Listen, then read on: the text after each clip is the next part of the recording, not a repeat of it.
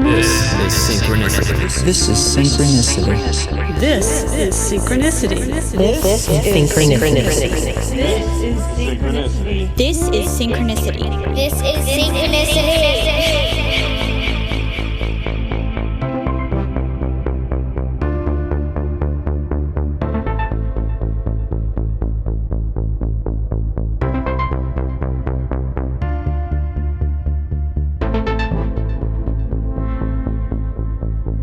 Welcome to episode 84 of Synchronicity. My guest this week is Adam Sommer, and we're going to get to him in just a second. Adam, I actually was on his podcast, Exploring Astrology, on the Plants and Planets episode, focusing on cannabis, a few weeks ago. So go check that one out. I'll have links to it too. It was really great fun. But yeah, also I have had, I don't know about you guys, but I've had the worst allergies I have ever had, seasonal allergies this year. I don't know if it's because we moved up here and there's a lot more trees, but man, it has been brutal. So if I have sound congested in this episode or future episodes or previous episodes, that's what it is. I'm not sick. I just got really bad allergies and I'm basically, doing rails of Zyrtec off a mirror at this point because holy shit. the Planet, it's like that M. Night Shyamalan movie, the really bad one with Mark Wahlberg, where the planet's attacking people, making them kill themselves. It's kind of what it feels like with the allergies here. So I'm sorry, Planet. I apologize to you, Mother Earth, on all of humans' behalf, but please take it easy on the allergy front. So with that said, let's get to some cool things. I want to talk about some stuff. Haven't done this in a while in the beginning. I know people are just waiting for these long intros. And by people, I mean no people. But frozen mango. I wrote these things down because they've made enough of an imprint on me and my reality that I felt like I should share them with you. So frozen mango is my new secret weapon. I love frozen mango. I enjoy mango, love mango, but frozen mango, you can get it year round, pick it up in your store. It comes in chunks, little ones, already cut up for you. You take it out, you eat it one piece at a time. It's like ice cream, but better. It's incredible. And also, speaking of allergies, I don't know if it's just it gets my mind off it, but I have a couple pieces of frozen mango when I have really bad allergy attack coming on, and it solves it. I don't know what that says about me, but frozen mango is amazing. I highly recommend it. Go pick up a bag. We're now sponsored. Synchronicity is now sponsored by frozen mango. So there you go. Buy that. I also want to tune you into an amazing mix electronic music that I've been listening to. It's 4.5 hours long. It's by a wonderful producer and DJ called Yoko O. And I know that's sort of confusing. Not Yoko Ono, Yoko O is his name. And oh man, it is so good. I'll have links to it on this episode page, which you can find at syncpodcast, syncpodcast.com/Adam. Then there will be links to everything I talk about on this intro and this episode. But that, man, oh God, it's such a good mix. I love it so much. I really think you guys will enjoy it too. As a reminder, not to be too self-promotional, but if you like the show and you want to support it and you want to figure out an easy way to support the show and feel really good about yourself. I support some people on Patreon. I do it, and I feel good every time the few little shekels comes out of my bank account. I'm like, I feel good. I'm supporting this creator. If you want to do that, I am now on patreon.com. You can become a patron of the show, get rewards like access to all the music I put out, updates, cool things. There's stuff there. I'm not going to hawk it too much on the show, but I will consistently remind you because it's probably the best way to get this out there as I continue to ramp up episodes, put out more than once a week. So we're looking for 5 or 6 a month at this point. It's helpful for the hosting. It's not abundantly expensive. It's a few $100s a month, but anything you can do to help out support the show, greatly appreciated. You can also get producer credits, and I will mention you like I am mentioning Patrick Nemchik because he is a producer level credit and he has done it. Consistent supporter of the show. Patrick, you are the best. So you can also do that, patreon.com/synchronicity. That is there. Also, I want to talk about a very evil thing that I have been a part of in the past week. Really, it's only been a few days. I downloaded SimCity, the iOS app on my phone. SimCity was a video game I remember originally playing it on Super Nintendo, where you build up a virtual city. You know, it's a whole world. You build up buildings, residences, industrials, factories, roads. You got to natural disasters mitigate. There's a whole thing. So I got it on my phone. It is hands down the most addictive game I have ever played on my telephone. I have to delete it soon because my population of a few 100,000 people they're not particularly happy with me. We got a 66% approval rating. But I'm just pointing this out. Don't download this game. Don't download SimCity for your phone. It's also for Android. Please don't do it. This isn't like some sarcastic trick like you should do it. It is super addictive. I am trying to pull myself away from it right now. I'm pretty much going to have to delete it. So just be wary of that particular game, SimCity. Don't play it. All right, let's get to Adam. Long intro, I know. Adam, I was tuned into Adam by a listener of the show. Amazing person, Stephanie Princip. She tuned me on. She's like, hey, I think you guys would be interested in getting to know each other. Here you go. And we did, and we are. And to prove this, not just that, you know, I'm just saying this, and I know I use a lot of superlatives at the beginning of every episode where I'm like, hey, this person is awesome. They're great. I genuinely mean that when I say that. But to take this to the next level, Adam is actually joining MindPod Network. So I've asked him to be a part of it. We're in the process of getting all his episodes up right now. His podcast, Exploring Astrology, is fantastic. I've only scratched the surface of what he's offering there. But if you have any interest in astrology, check out his podcast. Check out his website, holes2heavens.com. He does readings. He's just like easily the most knowledgeable person I've ever spoke to about astrology. Granted, I don't know a tremendous amount about astrology, but I'm very interested in it. As you know, if you've heard in the past few episodes, it's been popping up in my life quite a bit. So it was really auspicious and fortuitous to be able to speak to Adam about a lot of astrological things. One of those things that came up, which is the title of this episode, is Music of the Spheres or Harmony of the Spheres, which is this idea that the celestial bodies, the sun, moon, and planets, actually form some type of music, right? And this music is not usually thought to be literally audible, but it's a harmonic, mathematical, or religious concept. So the idea is that there's this frequency that is generated by this movement that we can tap into in a multitude of ways. So I'm not going to go into the whole idea of music of the spheres. It comes up not only in, Christian mysticism. Hazrat Inayat Khan talks about it quite a bit in his book, The Mysticism of Sound and Music. It is in all esoteric, studies, this idea of the music of the sphere. So that's kind of what astrology is, and using it as yet another map of this terrain that is not really sensible, not the word in terms of not being like reasonable, but sensible. We can't sense it. This is another tool that we can use kind of on the path if it resonates with us. So being able to speak to Adam about this was really a pleasure for me. I think you're going to enjoy the episode. No, I take that back. I know you're going to love this episode. That's it. Thank you for reviewing, rating, all of the good stuff. If you want to join the Facebook community, go to syncpodcast.com. There's links to everything you'll ever need to know. If you want to engage with the show more, that's all you got to do. All right. Without further ado, here is Adam Sommer.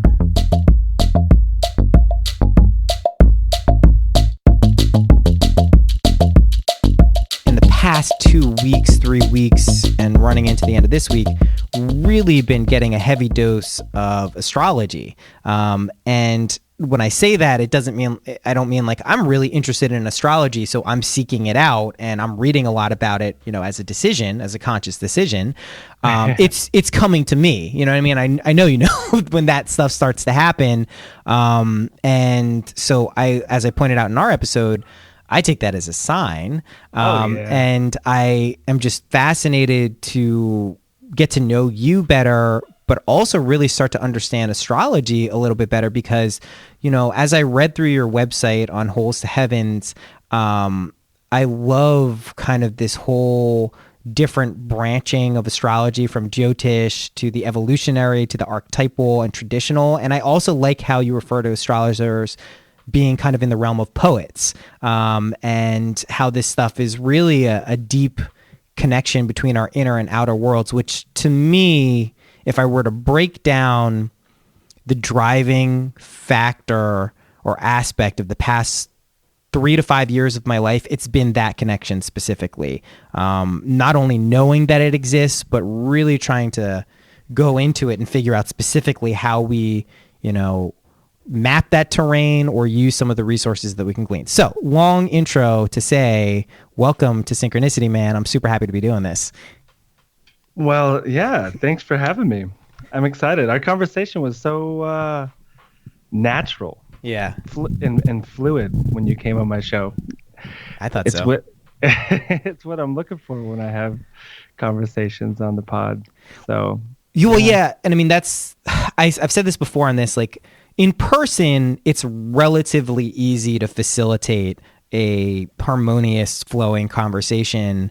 When you're doing it via the web and aided by digital means, I really do think it becomes like a skill in a lot of ways. So whenever I speak to people who have either been podcasting or just familiar with speaking over digital communications, and you can vibe off that, it's always a wonderful thing. So yeah, I thought it was great. It was really fun. And we were talking about, weed, which I love. So, that's going to get the social juices going. So dude, I would love to start and find out a little bit more about you kind of personally. As I was re-listening to the episode we recorded, you pointed out that you were doing some acupuncture, some qigong, and kind of coming at this from a healing perspective. But I would love to, where did you grow up? Why are you doing astrological readings now? And how did you get into this? And, we'll just take it from there. So many different starting points. Yeah. Aside from talking about where I grew up, just the origin of astrology, I think, is a good place for me. Sure. In that, I was sharing that it was kind of an interest of using astrology as a diagnostic tool in the beginning.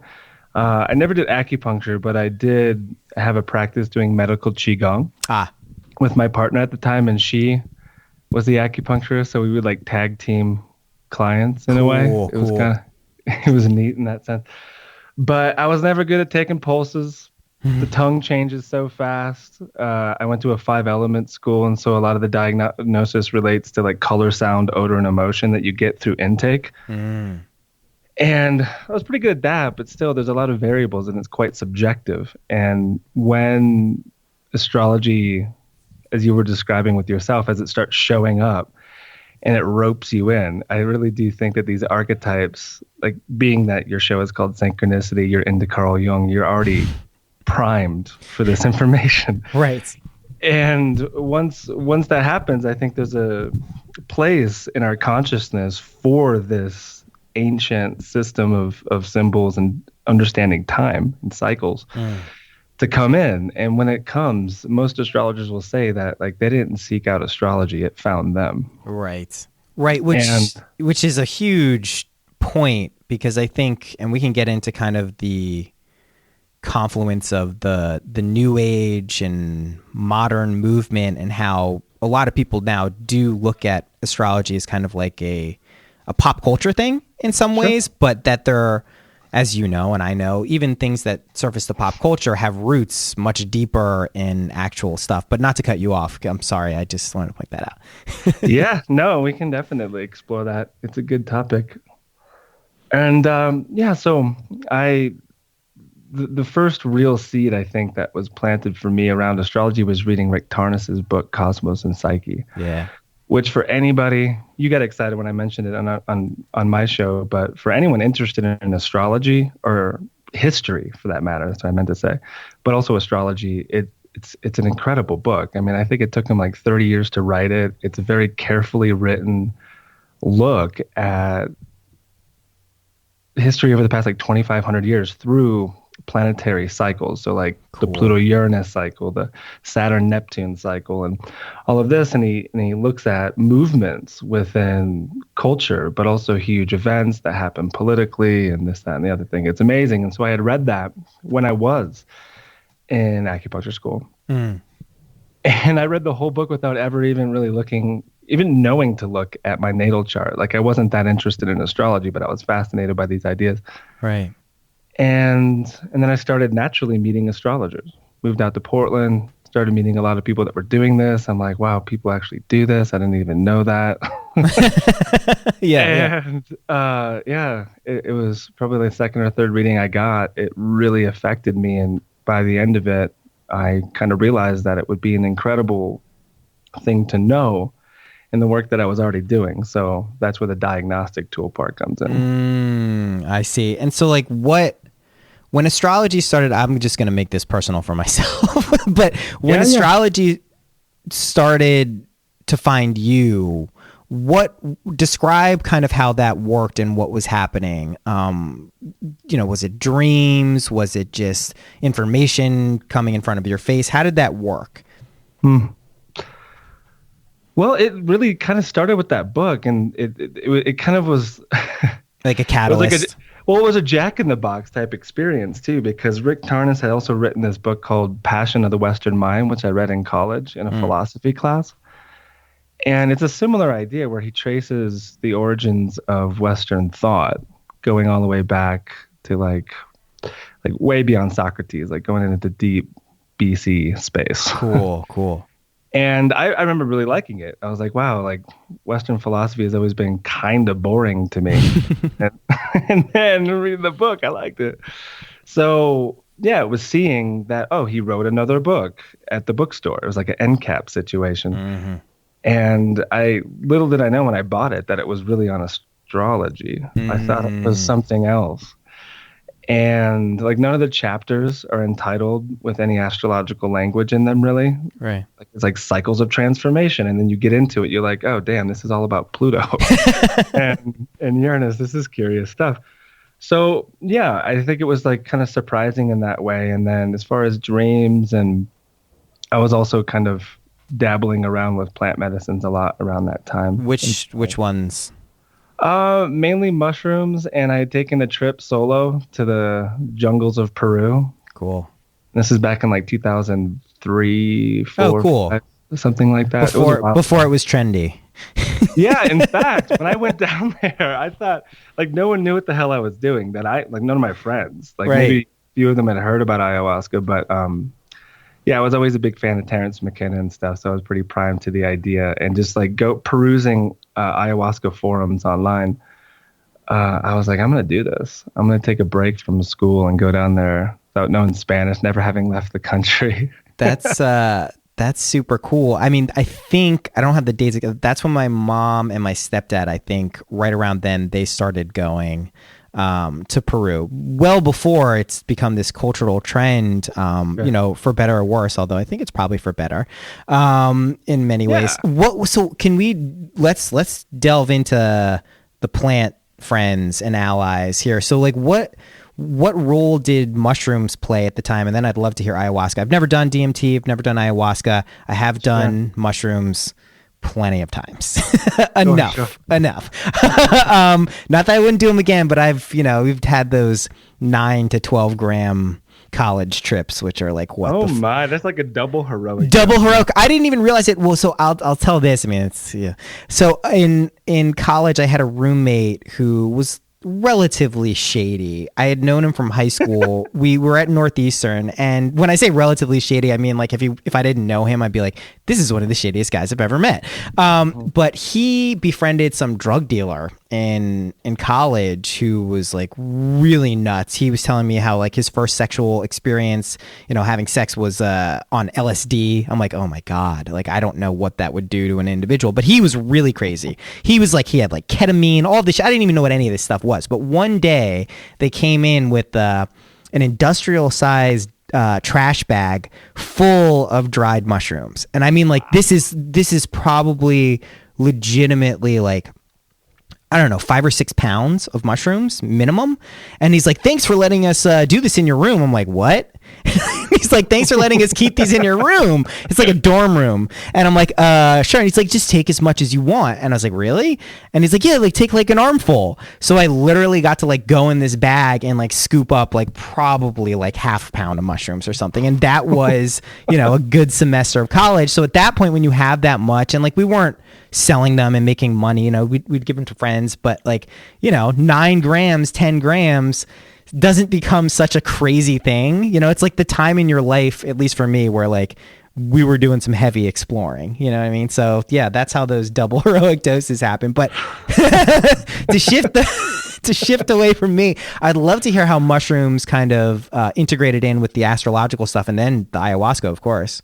Yeah. I think they all have a particular role as an ally, right? Totally. But here's my take on what's happening once the astrology starts to find you and fill your cup, in some sense, is that it really does start with the title of your podcast. like once people start recognizing synchronicity in their life and they start interpreting symbols, both in the dream world and in waking life, and they start seeing like 1111 or these things start happening. Right. Like that's the beginning. And I think that it only increases in its speed if you're going deep and intentionally with things like mushrooms and the ayahuasca and whatnot. Like everything becomes meaningful and saturated with these little magical incantations or something like this. Yes, totally. So I think that in a way we need to be rewired to really truly understand what's happening within the archetypal landscape. And so there's tools. Like the first step for me was like, okay, these plant allies, like my whole life was changing. They were teaching me breath and yoga without ever even having to do a yoga class. Like all these special things were happening in me around that time, which was my early 20s. And then I got into the I Ching. Cool. Yeah, really started being blown by the I Ching. And I'd mess with it like every day. And I really loved it. I was doing it like the traditional way too, with the sticks and whatnot. Oh, cool. See, I have a copy, and I never did any real divination with it, with the coins or the sticks or any of the yarrow sticks. But I just will sometimes randomly pop open a page to see if there's some broader perspective it can give me on what's going on. But that's so cool that you did the actual sticks and everything. Yeah, man, it works. And the coins are just fine. Yeah. Well. Yeah, absolutely. So any form of divination in this kind of a way, whether you're reading tea leaves or coffee grounds or doing the I Ching or tarot, it's a huge step in this direction. And I think then it's just a matter of time until the astrology component comes into place and it's introduced to you properly. Because as is assumed within this conversation, it's much more than the skimpy little horoscopes that are written in the back. No, that's all we're talking about. We're talking about fortune cookies and horoscopes in the paper. That's what we're talking about. Yeah, and that was kind of always my perception of it. Like I survived Naropa without even giving 2 shits about astrology. I would always lie to people when they would ask me my sign and just play with it. Oh, really? So it's kind of a game because like at a place like Naropa, before your name is even asked of you, it's like, what's your sign? When are you born? Right. I'm a triple Capricorn. Can you see it? Can you see it? I'm just like Zooey Deschanel. But anyhow, yeah, so I just think it's a rewiring of consciousness, of course, that the plant allies help us with, especially if you're doing the armfuls of doses. Yeah. And then try blindfolding yourself, putting some earplugs in and sitting, you know, in your own little sesshin for a couple hours, and things kind of happen. And so when it came to me, it actually made a lot of sense. All I had to do was learn the symbols, learn some of the techniques, and then it became like this term that I use often called cosmognosis. Yes. And it's distilling this true wisdom that's alive from the cosmos. Right. Which are one and the same, if you know you really get to it. But obviously, when we say this, and this is why I like kind of how astrology fits into like the modern schematics of the world, it can sound highfalutin, it can sound detached from the day-to-day world, but in fact, what's embedded in that is that the sacred is in the mundane. They're one and the same. So having some resource or tool or map of this terrain based on linear time. And I mean, I'd love to hear, because I believe both of these things at once, which is somewhat paradoxical. I believe that time is ultimately a complete illusion. I think this is, backed up by modern physics and just intuition. However, like no one's going to deny that it's 12:19 p.m. in Eastern time right now. Like we are fixed on some grid of time where we measure things. The revolution of the planet is actually how we come up with our day cycle, the solar and now we're on the solar cycle. We were on the lunar cycle at one point. But this is what defines us. So how do you kind of interpret that synthesis of the one and the duality, and how that kind of fits into astrology and our lives as individuals and even collectively? I like this question. It's a good one because astrology ultimately is a study of time. Right. And when you look in the astrology chart, it's not a line graph. It's a circle. Right. And things are moving in these circles. And it gets really strange when you apply, like Rick Tarnas does in his book, is these planetary pairs. And so like a cycle, say, between the sun and the moon, well, that lasts 29 and a half days. Mm-hmm. So there's a certain time signature to the way the moon is felt, and the moon relates to our own personal experience, our subconscious, and the way emotions surf through us, right? And so that has its own time signature, right? Like when we get lost in an emotion or through a memory or just any deep thing that like takes us, like that time signature is the moon. Now, when you look to Father Time, Lord of karma, Saturn, and he has a very different time signature. In fact, he works in you can track it in 7-year cycles. So you've heard of the 7-year itch? Yes. But his whole orbit from sidereal degree to sidereal degree is called the Saturn return.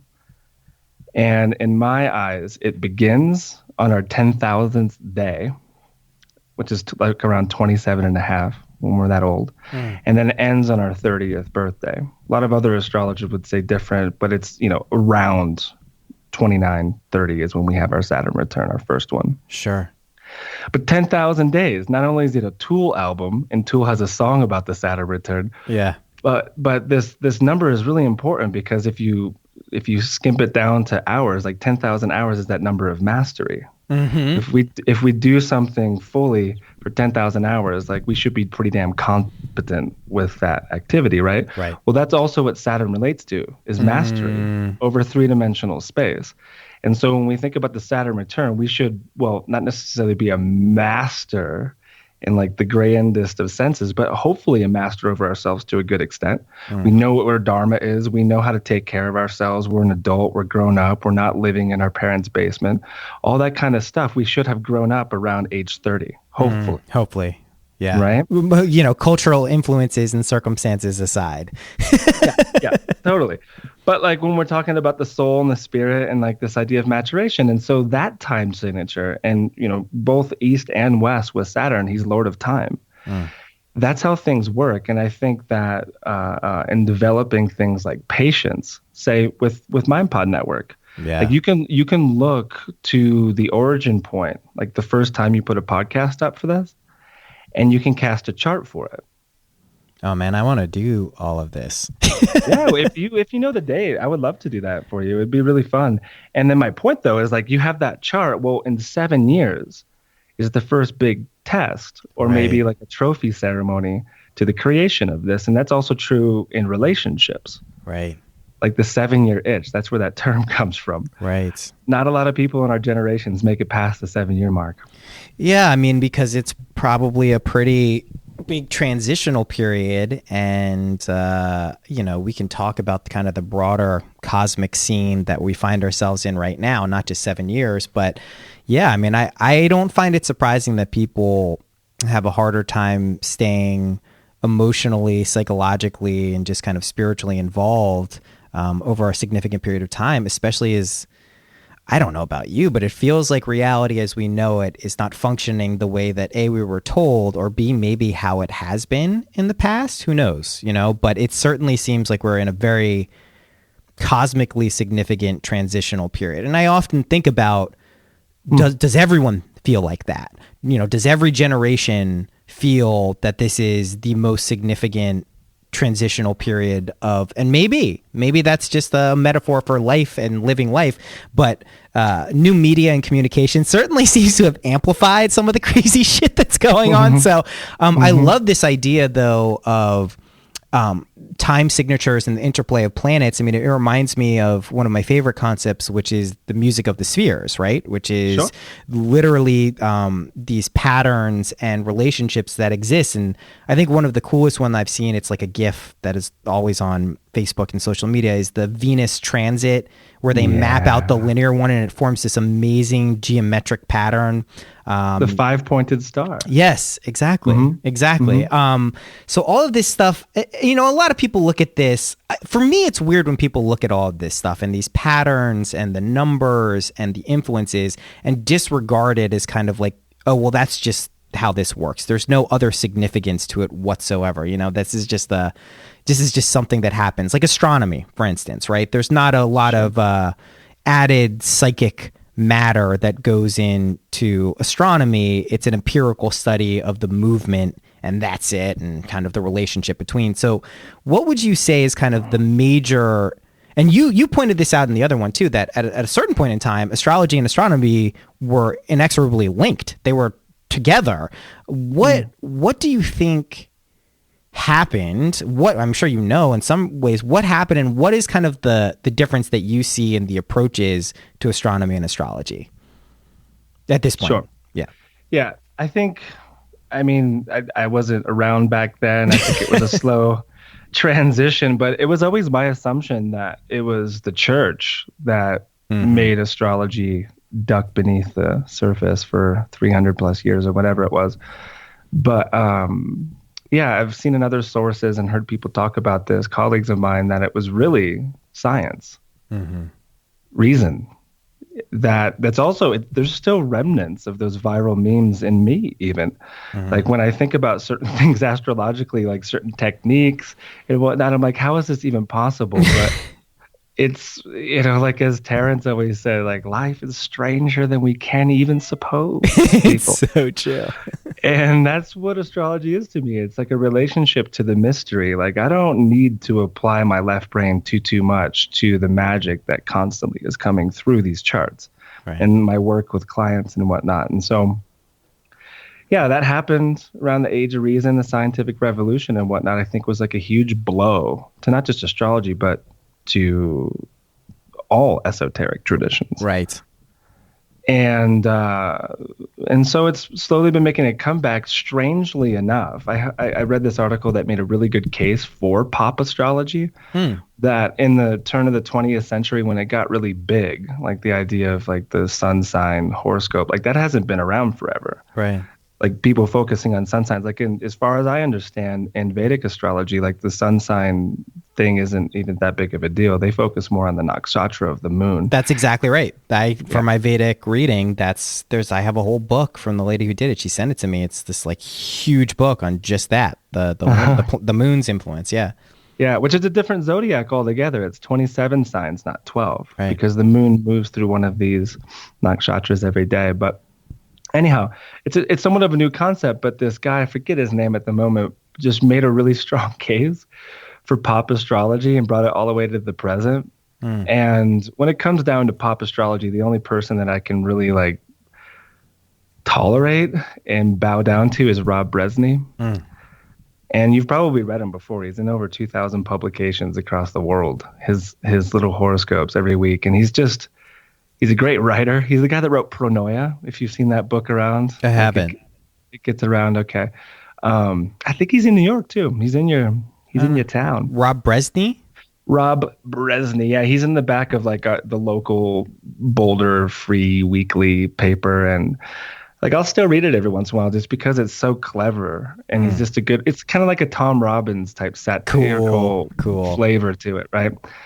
But yeah, like I've never resonated with it. Like I've always had a very deep aversion to the pop astrology idea, but this guy was making a case where if it wasn't for that, astrology would be dead.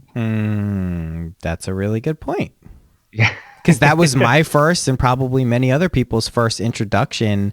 And, you know, I would look when I was younger at the newspaper and look for the Cancer sign, and I'd look on my birthday.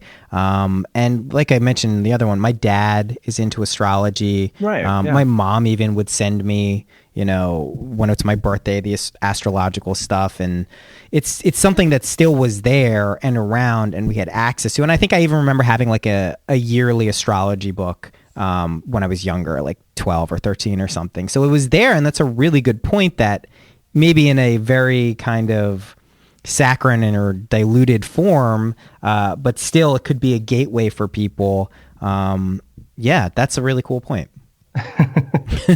Yeah, and then like amidst that like little wave that kept it afloat, right, came the humanistic astrologers like Dane Rudhyar and Alexander Ruperti, like these amazing thinkers. Carl Jung did a pretty damn good service for astrology as well in the 20th century. And then you have the psychological astrologers in the 60s and whatnot that come about, like Liz Green and Stephen Arroyo and Stephen Forrest and even like Rob Hand. Like these are huge names in the astrology world that are still alive today, most of them.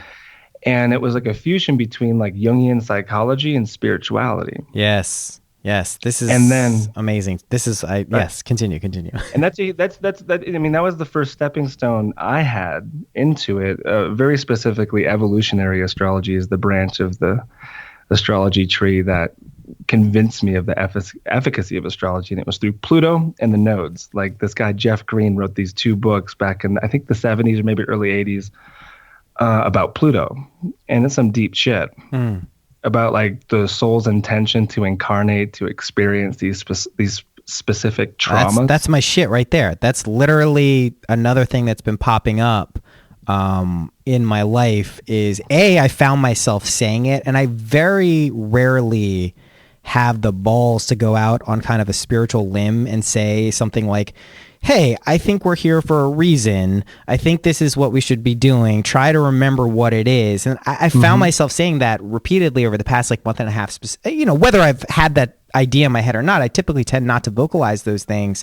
That to me is a fascinating concept of which I completely identify with whether it's the Bodhisattva's vow to reincarnate and have an intention for being here, or just collectively that we have made a conscious decision as individuals and a collective to incarnate in this specific place. I find that fascinating. Can you talk a bit about that? No. Yeah, no, it's a secret. So if that's your shit, then I mean, you are getting roped in for a reason, because you can see all of that within the natal chart. Right. Like those questions can be answered.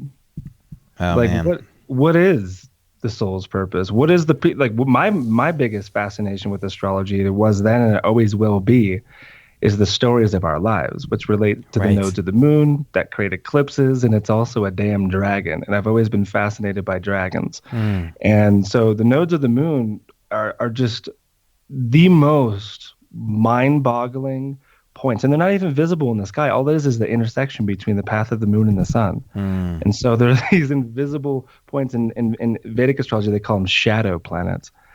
And yeah, you can see the story of your life, past, present, and future within that thing, and it can be altered as long as our relationship to the dragon along the hero's quest is constantly addressed. Right. Like we can write this story, of course, and that's where the North Node comes into play. And so all of that is also my shit. No, there's not one day that goes by when I'm not engaged within this material, whether I'm giving readings or I'm teaching to my students, where you drop in with some of these outer planets like Pluto, Uranus, Neptune, Chiron, and the nodes. And it's just it's reassurance that you get day in and day out that we live in a magical cosmos. Right. And there is this thing that is beneath all of it that has been around for a very long time. And now that it's coming back in this really potent way, to where there are healing implications. Yes. In the power of language and in our own capacity of asking questions and weaving together analogy and metaphor and whatnot, you can change a person's life with an astrology reading. Absolutely. I mean, the resonance that, can't be faked with this stuff is ultimately what, keeps the momentum and the reemergence, it sounds like going. I mean, this is always my final arbiter of a belief system or something. And I, caution to say final, but if I have a direct experience of something, you can't just like shake it off. You're like, nah. And if you get a few direct experiences of something, it really just solidifies into something that it's not like a misremembered idea or concept or experience. It's like, nah, that shit definitely happened. Even if it doesn't fit into the current paradigm of how you view the world. So when we're talking about soul's purpose and like incarnation into this world, you mentioned that we have some ability to not only view and kind of read what's going on, but also influence events. And to me, this touches on a very cool concept, one that I don't have a problem, even though they seem kind of paradoxical, is this idea of free will and karma, right? Sure. And it's something that I know you know about this because you know about the Svoboda books, and he definitely, the third one is all about karma. It's actually my least favorite of the three, but I think it's some of the best stuff he covers because it's a lot about the horse racing, and I'm like, not super into it. But the idea of karma in that, I think, is one of the most lucid explanations of how this stuff can function in relation to free will and, past karma and karma we're creating. So how do you kind of view the interplay of free will related to astrology and karma? The one question to rule them all. I'll say this: when I first started studying astrology, I was fully in the free will camp, thinking that the fate and the way a lot of Vedic astrologers specifically use astrology, just not into it. In 10 years of doing this, and especially dabbling in Vedic astrology, I will say this now, they have a few techniques that fuck with your relationship to free will. Yeah. And so and also then, experiencing some of this particular transits, like once in a lifetime transits that happen, say from Pluto or Uranus or Neptune, like we only get to get those gifts once in a lifetime. And having experienced them, I'm like, yeah, there is a fated component to this whole thing. Absolutely. And so when it comes down to the free will, and this is how I work with the energy, like say, I know Pluto, who can bring a lot of pain and suffering to a person, depending on where they're at in relationship to, say, that area of their life. If I see that a big Pluto transit is coming within the year or 2 or 3 or something close for a person, like my job is to inspire them in the deepest of ways to get all of that right, like the little deaths that need to happen before you get just walloped by this energy, that you can prepare for it. And so there's a lot to that, like just being in training for whatever's to come, and our own practices too, like just our relationship to impermanence, our relationship to soul, our relationship to time, and all of that love. And then when the transit comes, then where the free will also comes in is the way that we respond. Yes. Because we can respond, like, let's take a really quick one that's actually happening at the moment, which is Mercury retrograde. Yes. All right, so Mercury is retrograde at the moment. It's retrograde for 3 weeks every 3 months. And people, like little fledgling astrologers or pop folk that like to, point fingers at Mercury retrograde and blame every single mishap in their life to this little silvery planet in the sky. I think I do that, unfortunately. I'm sorry. Well, what we have to understand, like I call them MRIs, Mercury retrograde interventions. Like there's something very real and tangible to Mercury retrograde moments. But the whole point of Mercury is perception. When a planet is retrograde, it's closest to the Earth. And so in Mercury's case, it sweeps through between the Earth and the Sun. And I think that these interventions are gifts. And he is a trickster. He's a wily coyote, man, with wings on his feet. And he has a way of really messing some shit up, especially technology. And if you can train your mind to where every time an MRI comes around, so you can be asking the question, why? What am I really supposed to be doing right now? Right. How can I be? So here's my MRI for this time. A bunch of my calendar went missing. Yeah, I heard that. That sucks. Yeah. Yeah, it was terrible, man.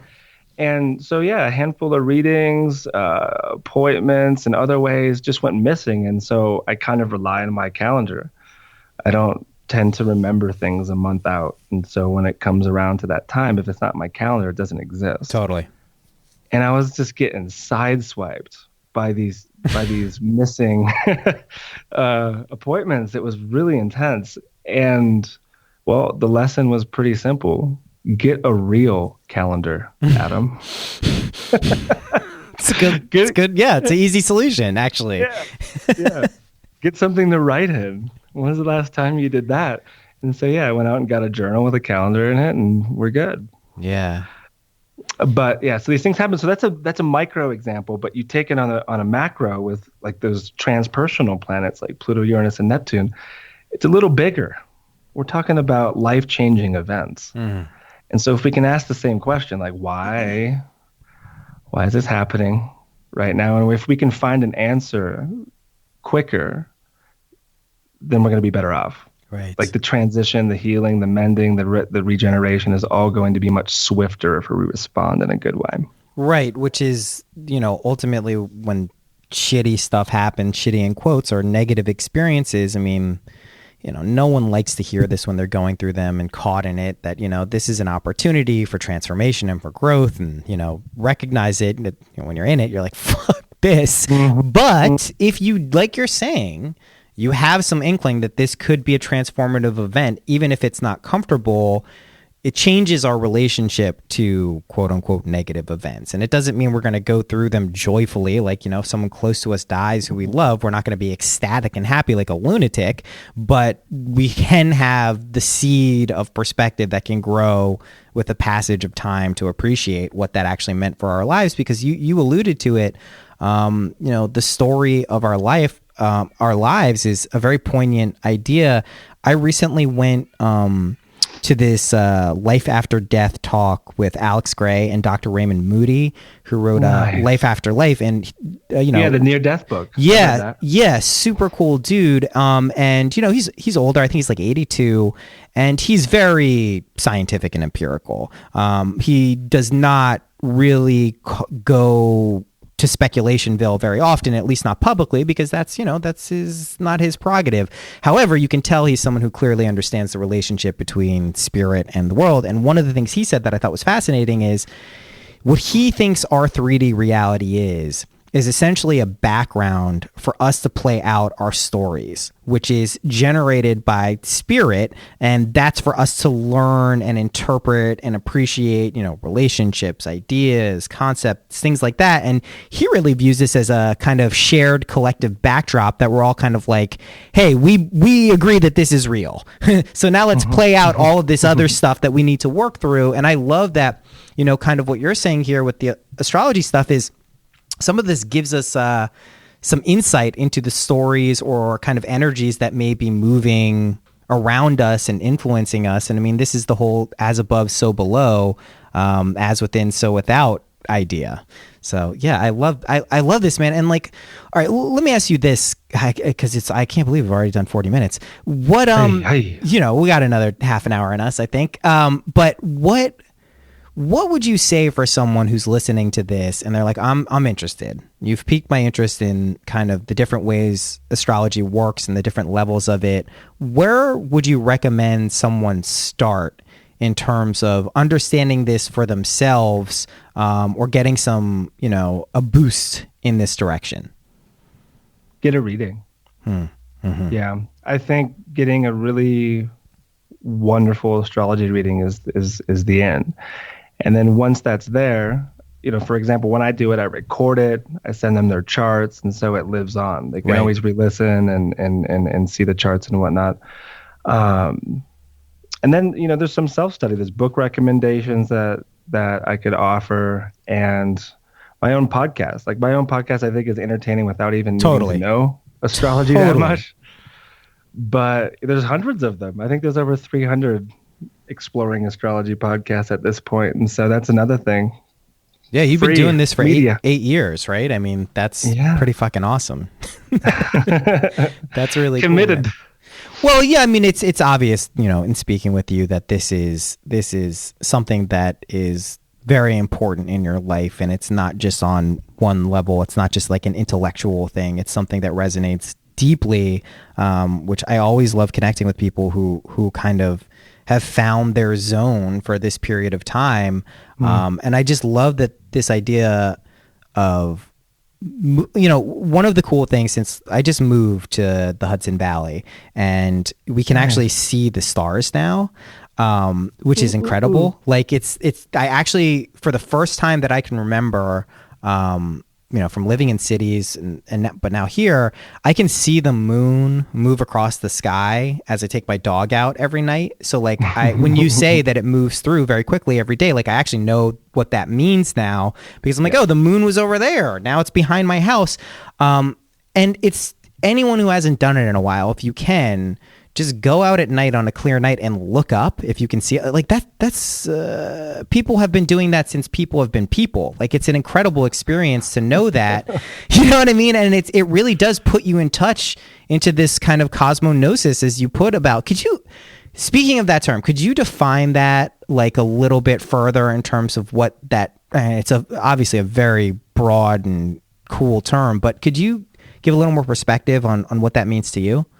Yeah, definitely. Cool. I'm going to answer it by your experience of sky gazing, because it's my sentiment or my feeling that astrology doesn't make full sense unless you actually are connecting with the sky. And I can't tell you how many astrologers I know, or just friends that I know, that have no connection whatsoever to the sky. Like when I point up, I'm like, yep, there's Venus in the evening sky, even though she's a morning star at the moment, or there's Jupiter. So tonight when you go outside around 10 o'clock or close to midnight, you'll see that little yellow sapphire in the sky, the brightest thing that's up there, is Jupiter. Oh, no shit. Right? And like you can connect to all these planets, and you brought up the Venus synodic cycle. And so here's my answer. Like by connecting in three-dimensional space to these planets and the changing of the constellations, and being able to understand, say, where it falls in one's chart, that is in one's own lived experience, something happens. Like you're bridging these two different realities, which possibly are the same. And then by watching it and living and really listening to the synchronicities and the intuitions and watching the dreams and just seeing it from all different directions, it all comes together. And once it's not intellectual. It's a lived experience. And that's, to me, true wisdom. Yes. Is when the heart and the mind are on the same frequency. And you can do this very much. And when you look at the sky, I mean, what do you feel but awe? Yeah, exactly. It's the one time that I overuse the superlative awesome more than anyone, and have been, but it actually is appropriate when you're looking at the sky. Some awe. Lots of awe. Yeah, and like I think it was one of the original meditations. Like as we transition from tree swinging primates into these bipedal artistic critters. Yeah. It's like looking at the sky and trying to make sense of it. So you mentioned evolutionary astrology as being a particular branch you're interested in. Could you give kind of what does that mean, and how does it work? Yeah, first of all, there's two main astrologers who kind of have their schools within evolutionary astrology. I'm not a part of either of them, so I don't call myself an evolutionary astrologer. I just think of myself as an astrologer sitting beneath the astrology tree, many branches. I love that. I see. That's my general outlook on all spiritual traditions. I don't call myself a Buddhist, even though I do some Buddhist meditations. I don't call myself a Bhakti, even though I have a Bhakti guru. Like, you know, we're all talking about the same stuff here, and not in like just a naive kind of it's all the same. Like, no, when you really dive deep into this stuff, you recognize it's all one. Yeah. Yeah, we find each other under the tree. Yeah, There's exactly. a picnic going on. There's fun. Everyone else is in the branches. Just, yeah, exactly. It's much there's a more lot of shade up there. Except on the very top, I suppose. But anyhow, evolutionary astrology is this assumption that plays on the Buddhist idea of reincarnation. In fact, in Tibetan astrology, they use certain Time Lord techniques and I think synastry, like we talked about last time, like using charts to find tulkus, so reincarnated masters. In fact, the story of Trungpa is fascinating in his autobiography. Which is what? I don't know it. The one that he wrote, I think, is called something about Tibet. Oh, it's been years, man. I read it at Naropa. But it tells his story of, like, you know, the Tulku experience and then living in the monastery and then China invading. He was like 15 years old and led thousands of people over the Himalayas. Yeah. Stuff like this. But it's woven within their tradition to like recognize the Tulkus. That's right. But so that's an assumption within evolutionary astrology, and that can be used in a number of ways. But with Pluto, like as the soul's intention, which is like the Jeff Green camp, and then Stephen Forrest, who's one of my favorite old wizards, he uses the nodes of the moon in a really magical way. What does node mean exactly? A node, so it's like 2 points along the ecliptic that are perfectly opposite. Okay. Right? Like these nodes, and what they are is the intersection points between the sun and the moon's paths. I see. Okay, cool. Got it. Yeah. So, yeah, it's like working with past lives and the idea of like one's potential and all of this kind of stuff. There's a lot of really good techniques and ideas within both of those schools. For me, I don't work with past lives unless I'm doing holotropic breath work in combination with astrology, or like I don't regress people or anything, but I don't think it's that valuable to talk about past lives. Because it's just another thing for the ego to grab onto. Well, I don't want to keep talking about this, but I want to point out a function of why we may not remember past lives. It's not just like some random quirk. I point this out a lot when the idea of reincarnation comes up. Let's say we remembered everything. So let's assume that there's past lives and we could remember it.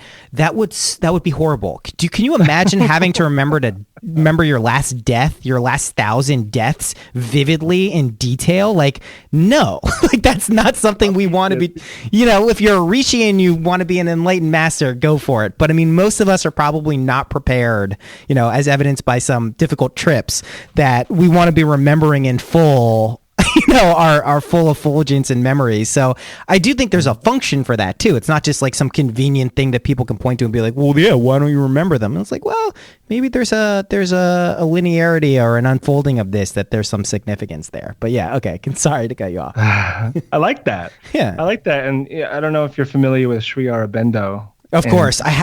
I'm familiar in the sense that I've read many quotes. Enjoy many quotes. I have the Life Divine in my bookshelf downstairs. I have not been able to crack that thing. I got like 20, 30 pages in. I'm like, these are the thinnest pages I've ever seen. There's like 1,000 more. I don't know if this is going to be something I can undertake right now. But yeah, I have it.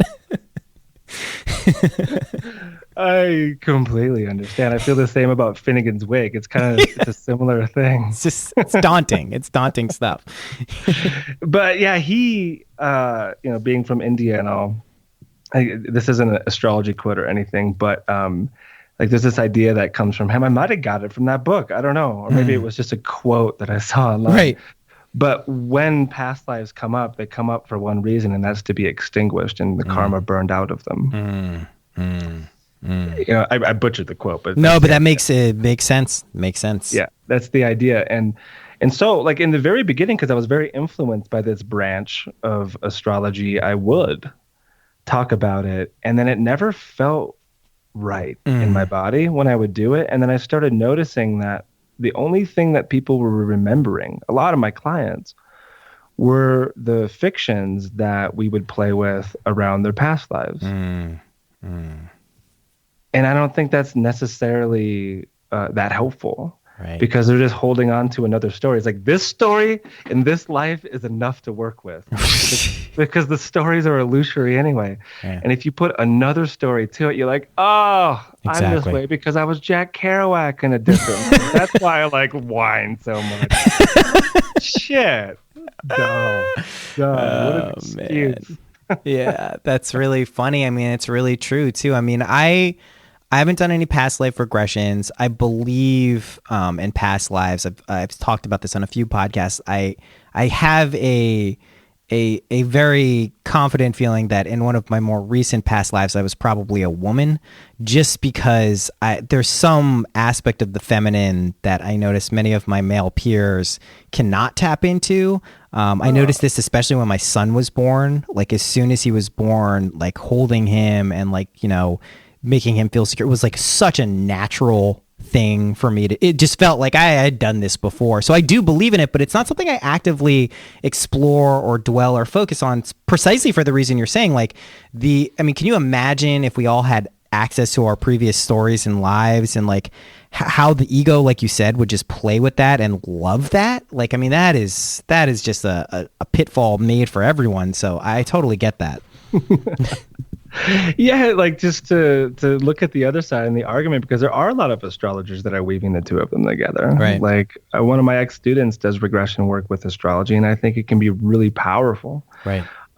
Can be. In my experience, yeah, it's just another thing to hold on to. And another quote about past lives, Thich Nhat Hanh, lovely Buddhist teacher, he says, to understand past lives, look no further than the moment. Mm-hmm.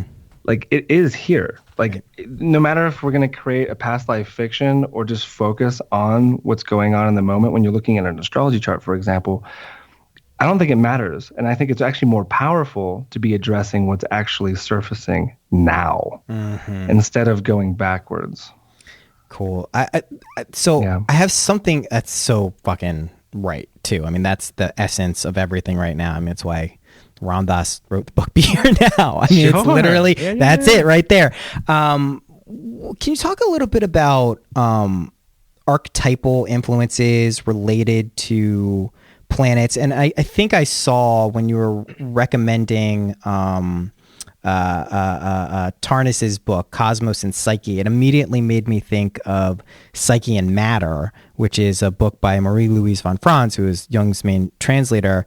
And it's one of my favorite books. It's also one of the hardest books I've ever read. It's just the densest, most ridiculous things. And she talks about number being kind of a primordial archetype. And I think she has another book that specifically delves into that, but she really spent a decent amount of time in looking at in patterns and number.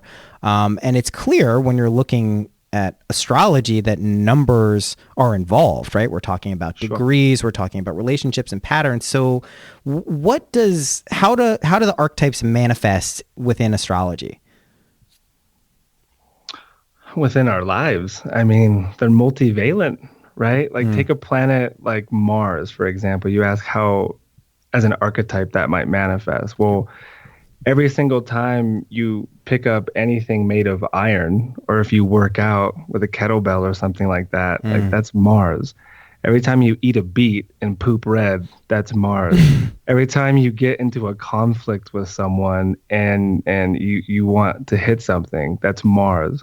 Any violent encounter in life, any animal that can rip your head off, anything that's sharp or poisonous, like that's all the archetypes showing up. Right. And then when it comes down to the 4-dimensional spaces, or like what it might show up like in dreams and stuff like this, it has a really strong personal filter, first of all. Like, for example, in the dream world, like where bullies show up, or like when you're being chased by a lion or something like this, like that's where Mars is showing up. And then like in, say, the causal realm, like in its perfect form, I think that's where the deities come into play. So Mars, Aries, literally. Yeah. So it kept popping in my head as you were saying Mars. I'm like, the Aries, right? I mean, yeah, the same Greco-Roman. Yeah. But also all of the heroes, like Hercules and Perseus and Theocles, like heroes, right? It shows up in the hero in any journey, right? So Mars again, and then in India, like the greatest example of the Mars journey, period, is Arjuna and Krishna's story in the Bhagavad Gita. Right. It's the there you ultimate go. Like that's your journey. answer. That's the highest expression of the story of Mars and how we must fight. But fight our cousins and fight our kin and fight what is the demons of the mind? It's all of these thought forms. It's all of these archetypes that are dancing around inside of our consciousness. Oh man, this is so fucking cool. It's like I mean, incredibly grateful that Stephanie thought to connect us, because it's happening at a very synchronous time in my life where this stuff is really coming to the surface, and I'm also seeing how all this stuff connects. And to be able to talk with you, who you clearly have many different perspectives and have delved deeply into the heart of astrology, which is fucking amazing, man. You're able to talk about so many different aspects of things that I've studied or came across independently, and they all fit in perfectly. I mean, it's really cool. Yeah, and I'm still a noob. That's the mark of a true talent, is someone who recognizes that there's still so much more to learn and is humble about it. But I mean, truthfully, I mean, I've spoken to people about astrology before, not as in depth as this, but the way you're kind of able to weave it in, not only into the broader kind of macrocosmic, angles, but the more practical, like, how does this work in our lives type of thing. Like, that's what it's about. Like, it's all great to talk about this stuff, and intellectually, conceptually, analyze, but really, like, if you can't use it in your life in some real way, it certainly is not something that will be with you for any extended period of time, because the ways of the world, the ordinary world, quote unquote, they tend to have a way to get in. So yeah, man. All right. Well, let's say a few things. One is, I'd love to have you on again. I'd love to just stay connected and continue in doing this, and maybe even figure out some way to weave, a connection between our podcasts, because I think there's a lot of crossover. And so, like, we'll just make the commitment, if you're up for it, to do this relatively regularly, because I just think there's a rich spectrum of things for us to investigate here. Yeah. We could even plan it in an electional sense by, like, trying to congregate right before full moons, or I'm with it. Well, actually, better. This new moon tomorrow. Taurus new moon tomorrow. So maybe new moons we get together and dude, I'm with it. I think people will enjoy it too. So I want to get to the last questions I ask. Sure. And I'm not going to give you the cautionary thing that I've been giving in the past few episodes about favorites. I think you'll get it. But what's your favorite color? Ocean blue. I love it. That's my favorite color too. What's your favorite number? 17. Oh, cool. That's my wife's favorite number, and you are the only two I know who. Why 17? 17. It goes way back to when I was a little kid. I think it was my first number in sports. And then I always carried it on my back all the way through high school. And all my favorite players too, like when I was into sports a lot, had it. And then it just follows me around. For example, I just moved from Southern Colorado.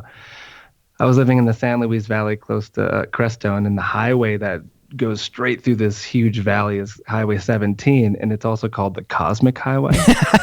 That's pretty for good cool. reason. I mean, there's a UFO watchtower, there's an alligator farm, there's crazy ass hippies everywhere. For good reason. That's awesome, man. Well, 17 is Ryan Tannehill. I'm a huge Miami Dolphins fan, so I'm with it, man. I'm with it. It's also, I find it interesting that there's this sports connection between number and how that can be a lot deeper than just the sports level to it. Because my favorite number is 13.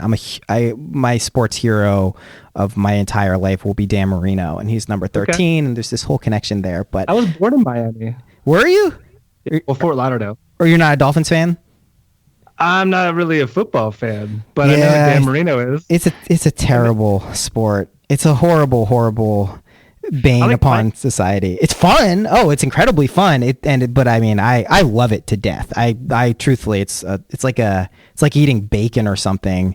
It's like, it's a shitty, horrible thing to do.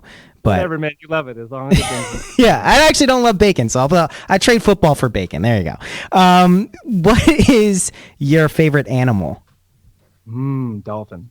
Mine too. There you go. Look at that. Dolphins, blue. I think it's like coming back to the fact I need to go to a Miami Dolphins Okay, game. first of all, listen, you got ocean blue.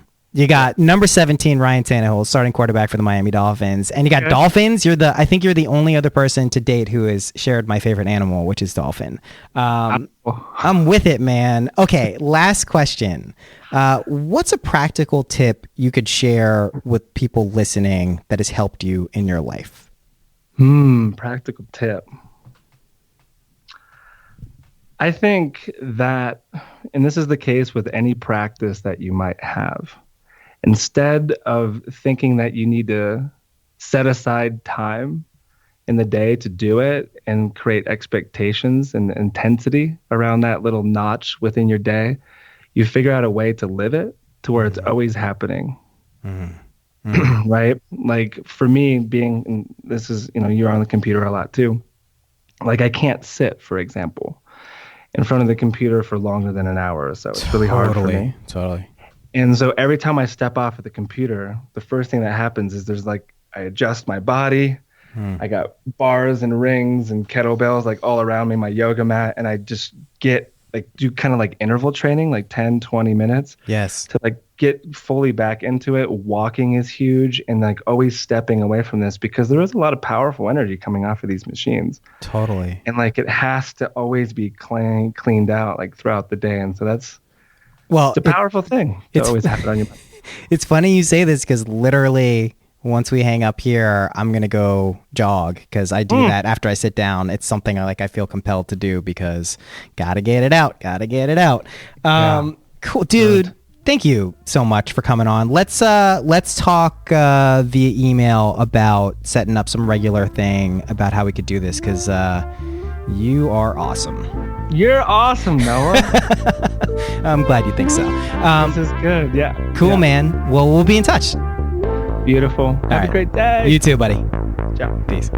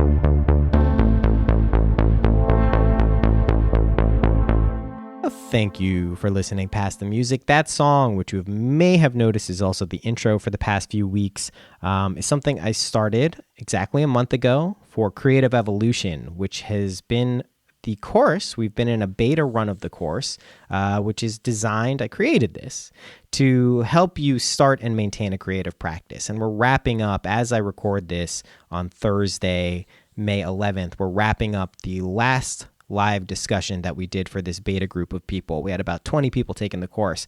I am launching the full version of that course later this month. Most likely May 30th. That's the target date right now. We'll see if that happens. If the chips fall where they need to fall, that's what's going to happen.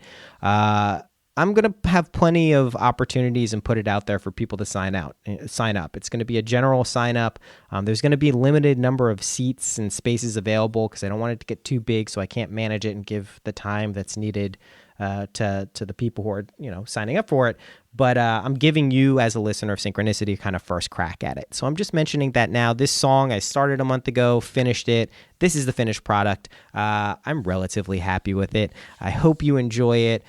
If you're looking to ramp up your creative output or engage your own creativity or just finally finish stuff that you started or meet other creative people, this course has been helpful for a lot of people so far, and I think it could help you. So I don't want to do a whole long ad here at the end of the episode, but I'm letting you know now in advance of all of the other people, since you've tuned into this whole episode. So thank you again to everyone who has contributed on Patreon, donations, rating, reviewing. Really, your support is instrumental in helping me take this podcast to the next level.